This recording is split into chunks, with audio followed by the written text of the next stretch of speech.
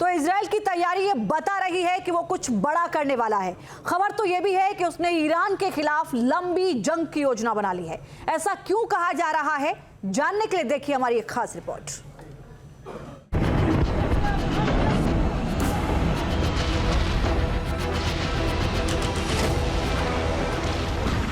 Hamas के सफाए के बाद अब इजरायली सेना हिजबुल्लाह पर काल बनकर टूट पड़ी है।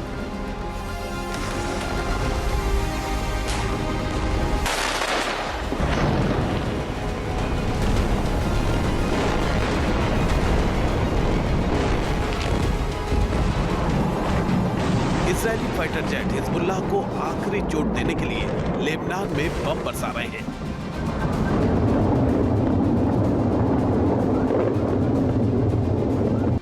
इजरायली सैनिक ग्राउंड ऑपरेशन चलाकर हिजबुल्लाह के बचे खुचे समर्थकों को मौत की नींद सुला रहे हैं।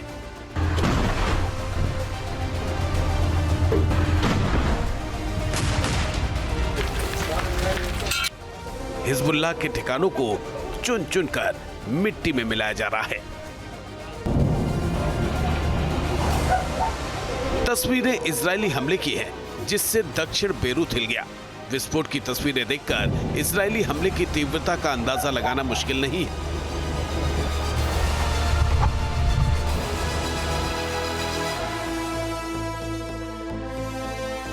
बेरूत के दक्षिणी इलाके में इजरायली हमले के बाद उठा धुएं का गुबार कई किलोमीटर दूर तक नजर आया। हमले के बाद पूरे इलाके में बर्बादी की तस्वीरें दिखाई दी। इजरायल के इस हमले से हिजबुल्लाह में हड़कंप मच गया।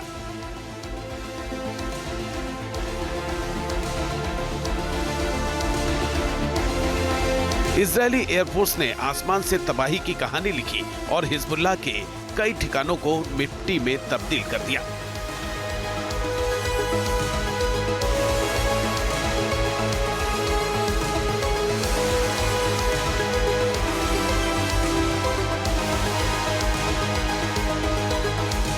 वहीं इजरायली सैनिकों ने ग्राउंड ऑपरेशन जारी रखा और चुन चुनकर आतंकी अड्डों को निशाना बनाया। आईडीएफ के मुताबिक बीते दिन लेबनान और गाजा पट्टी में 230 से अधिक आतंकी ठिकानों पर हमला किया गया। इसमें लेबनान में हिजबुल्लाह की वायु इकाई के 3 ठिकाने भी शामिल थे। दक्षिणी लेबनान में हिजबुल्लाह सैन्य अड्डे पर हुए हमले में करीब 15 आतंकवादी मारे गए। इजरायली सेना ने हिजबुल्लाह की एक लॉन्चर फैसिलिटी को भी तबाह कर दिया। आईडीएफ का दावा है कि हिजबुल्लाह पर यह हमला उस समय किया गया जब वो इजरायली शहरों को टारगेट कर हमला करने वाला था।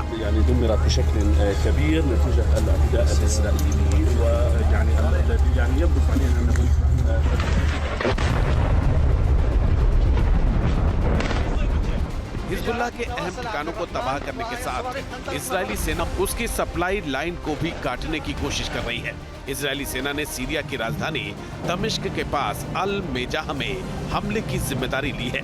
इस हमले में हिजबुल्लाह की यूनिट 4400 के नवनियुक्त प्रमुख को मार गिराया गया।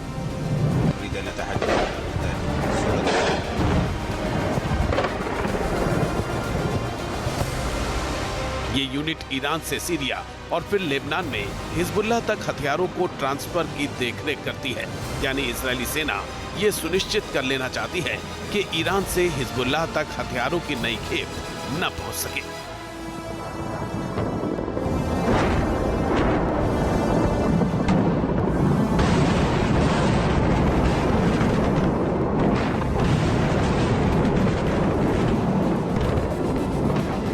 हालांकि हिजबुल्लाह का नामो निशान मिटाने की मुहिम में जुटी इजरायली सेना के टारगेट पर ईरान ही है।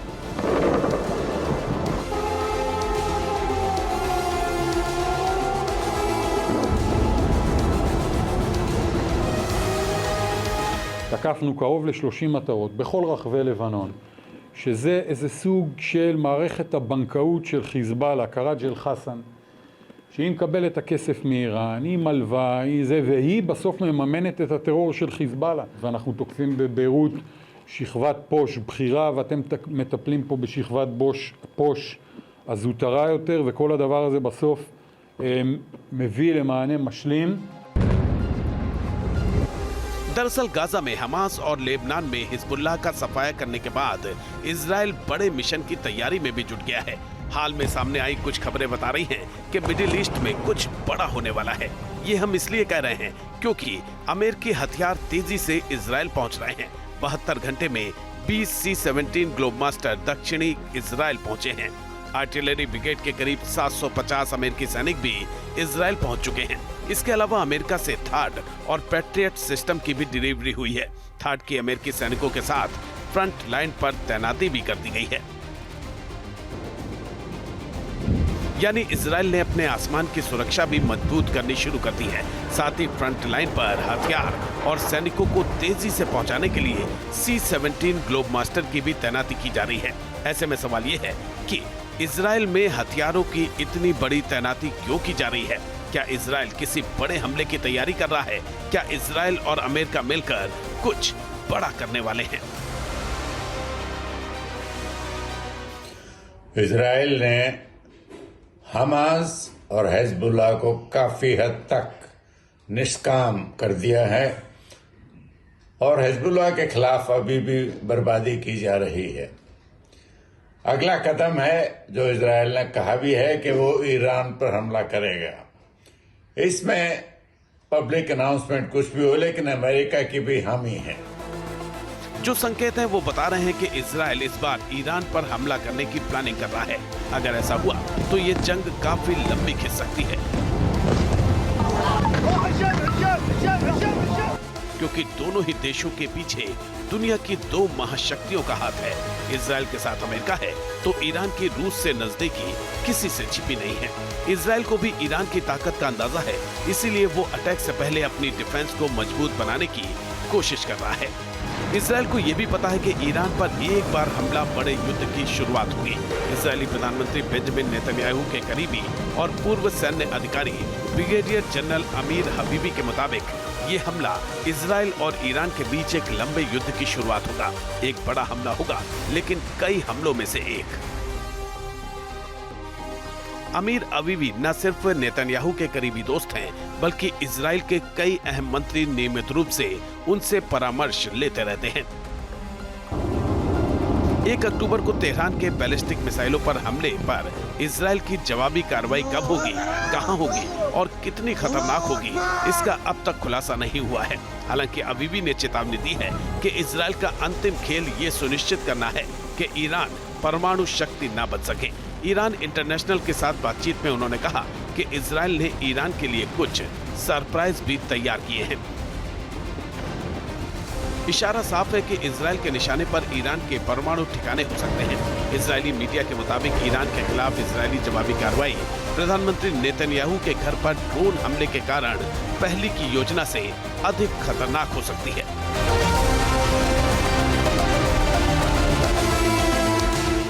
फिलहाल इजरायली मीडिया का कहना है कि कैबिनेट ने अभी भी नेतन्याहू और रक्षा मंत्री योव गैलेंट को ईरान पर हमले पर फैसला लेने के लिए अधिकृत नहीं किया है। हालांकि इजरायली चैनल 13 और चैनल 14 के मुताबिक नेतन्याहू सरकार ने बड़े हमले की योजना बना ली है। इजरायली मीडिया के मुताबिक वॉर कैबिनेट के कुछ नेताओं को ही इजराइल के असली प्लान के बारे में जानकारी है। प्लान के मुताबिक ईरान और IRGC के प्रमुख नेताओं पर हमले किए जा सकते हैं। इसके अलावा ईरान के सैन्य और न्यूक्लियर ठिकानों पर भी हमला संभव है। कहा यह भी जा रहा है कि अगर अमेरिका ने साथ नहीं दिया तो अकेले इजराइल ईरान के खिलाफ जंग की शुरुआत करेगा। ईरान के खिलाफ इजराइल की जंग में अमेरिका साथ देगा या नहीं, ये अब तक साफ नहीं है। हालांकि अमेरिका की तरफ से इजराइल को सैन्य मदद लगातार जारी है। अमेरिकी रक्षा कवच से इजराइल का आसमान सुरक्षित हो रहा है, तो हथियारों से IDF की ताकत में इजाफा हो रहा है। जो बाइडेन के हाल के दिए बयान से साफ है कि अमेरिका को इजराइल के अगले कदम की पूरी जानकारी है। Do you have a good understanding right now what Israel is going to do in response to Iran's October 1st attacks and when they will actually respond to Iran? Yes and yes. Can you tell us? No. इस बीच 1 अक्टूबर को Israeli सैन्य बेसों पर Iran के missile हमलों की जांच में बड़ा खुलासा हुआ है। इजरायली सेना के मुताबिक 7 इजरायली लोगों से बना एक जासूसी नेटवर्क ध्वस्त कर दिया गया है और नेटवर्क में शामिल 7 लोगों को गिरफ्तार किया गया है। इजरायली पुलिस और इजरायली सुरक्षा एजेंसी शिन बेट के एक बयान के मुताबिक देश के उत्तरी हिस्से से 7 इजरायली नागरिकों को गिरफ्तार किया गया, क्योंकि जांच में पाया गया कि उन्होंने 2 ईरानी एजेंटों के निर्देशन में 2 साल तक खुफिया मिशन चलाए थे। इन लोगों पर इजरायली वायुसेना और नौसेना के प्रतिष्ठानों, बंदरगाहों, आयरन डोम मिसाइल, रक्षा प्रणालियों और एक बिजली संयंत्र की तस्वीरें खींचने और जानकारी इकट्ठा करने का संदेह है।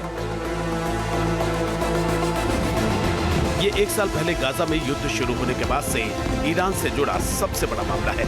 इजरायली सेना के मुताबिक इन लोगों ने 1 अक्टूबर को इजरायल के सैन्य प्रतिष्ठानों पर मिसाइल हमलों के लिए भी ईरान से खुफिया जानकारी साझा की थी। बयान में कहा गया कि संदिग्धों ने देश के दक्षिण में नेगेव रेगिस्तान में स्थित एयरबेस नेवातिम की निगरानी की थी, जिस पर ईरान ने 1 अक्टूबर को मिसाइलों से हमला करने का प्रयास किया था। नेटवर्क के सदस्यों को पता था कि उनके द्वारा दी गई खुफिया जानकारी राष्ट्रीय सुरक्षा के लिए खतरा है और इससे दुश्मन के मिसाइल हमलों में मदद मिल सकती है। इजरायल ने दावा किया है कि जासूसी के लिए इन लोगों को बड़ा भुगतान किया गया। जाहिर है ये सब ईरान ने किया, जिससे इजरायल और भड़का हुआ है। इजरायल को पता है कि ईरान की तरफ से काउंटर अटैक हुआ तो मिसाइल या ड्रोन के जरिए ही होगा, क्योंकि दोनों देशों की दूरी करीब 1000 किलोमीटर है। इसी कारण इजरायल ने अपने आसमान की मजबूत किलेबंदी कर दी है, यानी तैयारी पूरी है।